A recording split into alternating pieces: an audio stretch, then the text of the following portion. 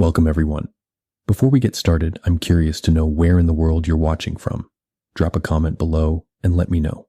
Also, if you find yourself enjoying this story, please consider giving it a like and hitting subscribe. Thanks for supporting our channel and enjoy the video. I remember coming into the house on one cold winter's night. The snow and icy wind blew through the front door as I stepped into the house, kicking my boots clean. I noticed a strange odor in the place. It almost smelled like stink bugs with notes of copper and bleach. I hated the smell of stink bugs. "Hey, honey," I said. "Where are you? I'm starving, and by the way, it smells weird in here." Traffic nearly stopped for a half hour on I-80. A goddamn tractor trailer flipped over in the middle of the blizzard and closed down all 3 lanes. We could only get around by driving in the breakdown lane until cops got there and started. My voice trailed away as I noticed the drops of blood on the floor leading from the front hallway into the kitchen. I stopped talking immediately, looking around for signs of an intruder. I saw nothing. No smashed windows, no busted doors, no rifled through drawers or cabinets. "Oh my God," I whispered, immediately going to the kitchen and grabbing the largest meat cleaver I could find from the knife block. Its edges gleamed, freshly sharpened, and ready to slice into the hardest of flesh.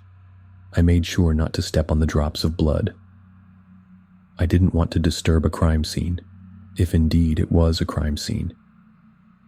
I stopped, thinking of calling 911, but some inner voice urged me on.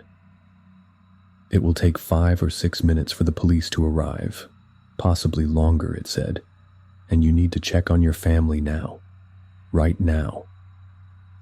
Sprinting forwards, I followed the blood trail down the hall and straight to the first-floor bathroom. The door stood closed. I tried the handle and found it locked. "Hello?" I said, pounding on the door. "Who's in there? Open up." "Isaac, is that you?" a faint voice asked. I recognized the voice of my wife immediately. "Open the goddamn door," I screamed. Rising waves of anxiety and adrenaline coursed through my body, and I immediately knew something was very wrong. I could hear it in the dead tone of my wife's voice, see it glistening on the floor in crimson droplets, feel it in the air like falling pressure before a thunderstorm. "Jenna, open the door." I heard some slight shuffling in the small bathroom, like someone dragging themselves across the floor. Then I heard a click. I opened the door and found a chamber of nightmares lying beyond the threshold. My only son floated face down in the bathtub. My wife sat back down on the edge of the tub, rocking back and forth, her eyes flat and dead. "Why?" I whispered, horrified. "Why would you do this?" "Don't you know?" she murmured in a croaking voice. "Do you really not know that our son is the Antichrist?" Maybe I did have suspicions that something wasn't quite right with Max. It was more than the dead animals I kept finding strewn around the yard and under the house. It was more than the way his eyes seemed to shine in the dark when I wished him good night. No, it was a feeling, a cold, empty feeling that seemed to follow him wherever he went. He had no friends at school, and animals avoided him like the plague. Dogs would start barking and howling when he walked down the street, and cats would hiss then disappear with a swish of their tail in a flash, behind bushes or up trees. These things on their own wouldn't be too much evidence of anything, but they were far from the only evidence that Max was unusual. A month ago, a couple boys had tried to bully Max at school. They ran out of the bathroom where it happened, crying and wetting their pants as blood streamed from their noses and ears. They wouldn't tell anyone what happened, and Max just kept smiling and staring at them with his large, dark eyes. The school called an ambulance, and the doctors were baffled. They had to sit in the emergency room for 3 hours before the blood stopped pouring out of their bodies. They were white as sheets by the time it finally clotted, and the doctors had no idea of the cause. The 2 boys went missing a few days later. The case ended up drawing media attention, The FBI came in, but they found absolutely nothing. It seemed like the boys just disappeared out their windows and then their trail immediately went cold. Tracking dogs couldn't find any hint of a trail. It was as if they had teleported from their bedrooms. Moreover, no neighbors had seen a thing. A couple months later, a few hikers found the boys' fingers growing out of a tree on the Appalachian Trail, over 50 miles away. The FBI swooped in and used DNA testing to determine that these fingers belonged to the missing boys from Max's school. No one ever explained how the rotting fingers had become quite literally fused into the tree, however. No one ever tried to bully Max again after that. In fact, the other kids gave him as much distance as possible. I tried to watch Max when he didn't know I was looking. He was only an 8-year-old boy, but he could put on masks like a psychopath and charm nearly anyone he met. As soon as they turned away, though, he would scowl and narrow his eyes, as if he wanted to stab them in the back. But this was my son, after all. I loved him, and I think he loved me in his own strange way. Even my wife said she loved him, and she claims that's why she had to kill him. A strange kind of love, I admit. But I don't think she's lying. I think she did love him, and she feared what would happen when his ascension had finished and he sat on a throne of bones, crushing out the lives of millions of people with an iron heart. She feared the consequences for him, she said. Only for him, and she loved him. And so she had to kill him and stop it now before it grew into a grinding juggernaut that devoured his soul and sent him to hell. "Are you my true father?" Max had asked me that morning as I sat at the kitchen table. I put down my coffee cup slowly, with shaking hands, then turned to look at my son. "Yes, of course," I said with a trembling voice. "Why would you ask such a crazy question?" He stared at me for a long moment, his eyes so dark they looked black. They blazed with an inner light. His pale white skin looked as smooth as a statue's, and dark hair fell over his chiseled features. If it weren't for his aloofness and cruelty, he would have been a very beautiful boy. Instead, he radiated a coldness like the moon, an aura that gave light but no heat, a kind of reptilian psychopath detachment that extended to everything he did. He would laugh when he saw fatal car accidents on the highway, or heard the news report about wars and murders. "I don't think you are my true father," Max said, still staring at me, reading me like a book. I felt myself begin to sweat. "Max, that's ridiculous," I said. "Your mother and I have been married." "Then where does my power come from?" he asked. "Why do I possess what you never will?" "I know I'm related to Mother." He spat out the word as if it were a filthy thing, Mother. "But you, I know not. I know not where my divinity comes from. You seem weak and foolish to me. At least Mother has the courage to admit that she hates me. You grovel and pretend, and then, when my back is turned, you sneer at me and my ascension. I know you do. You are a last man like so many others. Your kind is ineradicable as fleas, hopping all over the world without meaning or the will to power. You don't understand someone like me. You could never understand someone like me, not in a million years. I don't understand what all this business about ascension is," I said. "I think you're living in a fantasy world." "If it were a fantasy world," he said, "then the fruit would not be revealed. But it will be. Soon everyone will see, including you. I'll be with my true father and become the absolute king of this world. Small men like you will grovel like worms. They'll be crushed under my feet as I rise to heights previously undreamed of as part of my becoming. My greatness will shine like a second sun.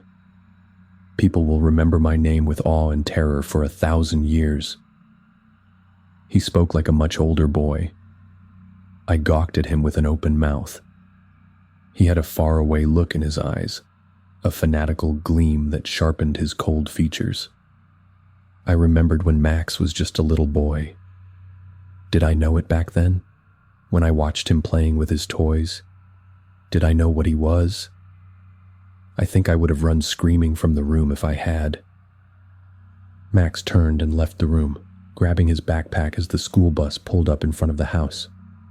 I watched him go. He walked with the confidence and straight back of a soldier. And yet, I thought I saw an aura of swirling black shadows around him. I blinked, and like mist under the hot summer sun, I saw it dissolve into the air. I looked away, sweating and shaking. With trembling hands, I tried to pick up the coffee cup. It immediately fell to the floor in my nervous fingers and shattered. 50 minutes later, I was working from home when the first of the ambulances and police cars raced by, heading to Max's school. My neighbor, a teacher at the school who the kids called Mr. Hallen, told me the story from his viewpoint later that day. I don't know how much I believed. At the time, maybe none of it. Now, all of it. The day started normally enough, Mr. Hallen said, pushing his oversized glasses up on his long, nerdy face. The kids started streaming in for homeroom. Then the bell rang. I started preparing my lecture notes for first period. That was when the screaming started from down the hallway. It sounded like a girl being murdered, just an endless pained shrieking that went on and on and on. Abruptly, it cut off, and everything went deathly silent. The students all looked at each other, nervous. A hissing voice came over the intercom, a reptilian voice that made my skin crawl. It started talking, and I immediately knew it wasn't human. And yet, it sounded just like Max. I mean, he's been in my class for years. Isn't that weird? It was like someone had taken his voice and ran it through a synthesizer to deepen it and slow it down. I heard weird hissing breaths as he spoke. "Hello, friends," the voice whispered. Yet the words boomed through every classroom and hallway. "We have a very special day planned for you. The activities are already prepared, and the festivities will now begin. Don't try to escape now. That breaks the rules. The first of the sheep have already been slaughtered. Good luck." I figured some hoodlum had snuck into the office and somehow used the intercom while the secretary was out getting a cup of coffee or using the bathroom. I put my hands up as the class began to chatter, trying to calm them down. Kids, I said. "It's clearly just a prank. Please calm down." Then the classroom door flew open and a girl came running inside. She was covered in blood from head to toe.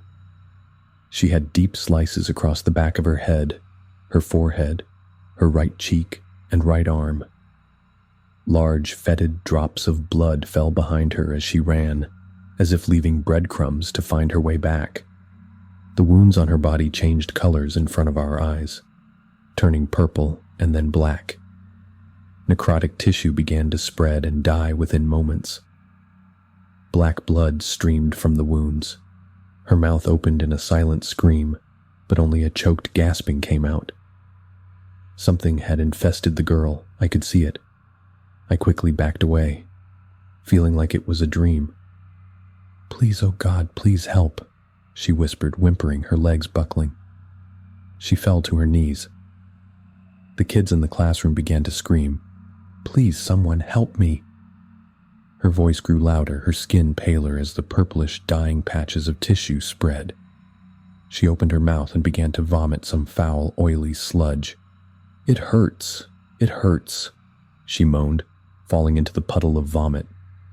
"Isn't someone going to help me?" I ran to her side. I didn't know this girl. She wasn't in any of my classes, you see. But I knew she needed medical attention immediately. "What happened?" I asked. "Who did this?" She got close to my ear and whispered. "There's things in the hallways that shouldn't exist," she said, still whimpering. She coughed up more blood and black fluid, rolling onto her back afterwards and breathing hard. Her eyelids fluttered, and her skin went pale. I thought she was losing consciousness until her eyes rolled back in her head and she sat up, grinning. Claws began to rip out of her fingers, Black tears streamed down her face, and that dark sludge dripped from her mouth like diseased drops of saliva. Her body lengthened, and her arms and legs broke and twisted. I could hear the bones snapping like tree branches during a winter storm. I watched the transformation in horror, backing away. The other kids were all screaming and streaming to the back of the classroom. The girl hissed as black veins appeared all around her face and neck. She rose and walked towards the scared kids in the back, her movements as smooth as a synchronized dancer's, jerky and twisted, nightmarish in their own way. But what came next was far worse. Her body grew taller, thinner, and more emaciated as it stretched up to the ceiling, towering over every other kid in the class. She must have grown to at least 7 feet by that point. Her arms reached out, the bone-white claws sharpening as she struck out at the screaming row of children in front. I saw drops of blood splash against the back wall, and a couple boys stumbled forwards, their throats slashed wide open. Their panic-stricken faces grew pale and bloodless as they choked and tried to scream, but only bubbling gasps came out. I saw the window was open, and I was on the first floor. I decided to run, to try to get help.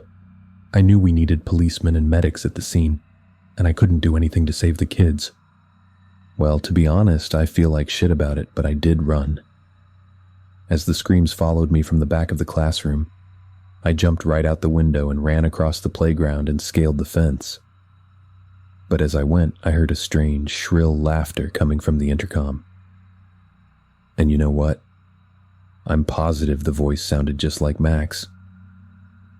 Max came home early from school that day, grinning and laughing. He was in a fine mood.